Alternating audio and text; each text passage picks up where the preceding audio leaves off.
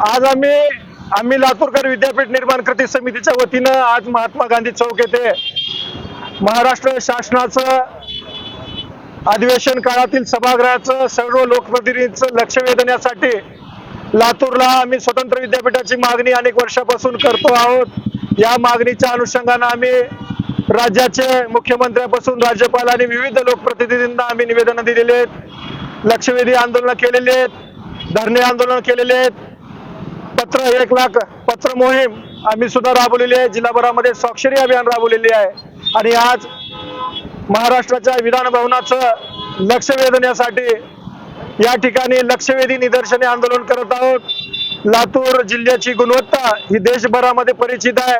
विद्यार्थ्यांची संख्या पाहता, महाविद्यालयाची संख्या पाहता आणि लातूर जिल्ह्यातील गुणवत्तेची कहाण पाहता या गुणवत्तेला वाव मिळावा, त्यांच्या संशोधन वृत्तीला प्रोत्साहन मिळावं म्हणून आम्ही सातत्याने विद्यापीठाची मागणी करत आहोत। या विद्यापीठाच्याच मागणीच्या अनुषंगाने आज लक्षवेधी निदर्शने करून शासनाचं या ठिकाणी आम्ही लक्ष वेधू इच्छित आहोत। अधिवेशन सुरू आहे, अधिवेशन काळात काय मागणी असणार? अधिवेशन काळामध्ये हीच मागणी आहे की सातत्याने आम्ही लातूर जिल्ह्याला विद्यापीठ मागतोय।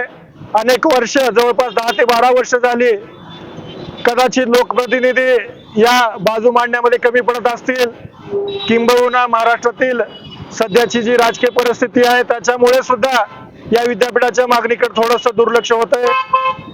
तरीही उशिरा का होईना लातूर जिल्ह्यातील गुणवत्तेला वाव मिळावा म्हणून स्वतंत्र विद्यापीठाचं उशिरा का होईना या मागणीसह लक्षवेधी आंदोलन करून सर्व प्रशासनातील व सर्व सरकारमधील लोकांचं लक्ष वेधण्यासाठी हे आंदोलन आम्ही केलेलं आहे।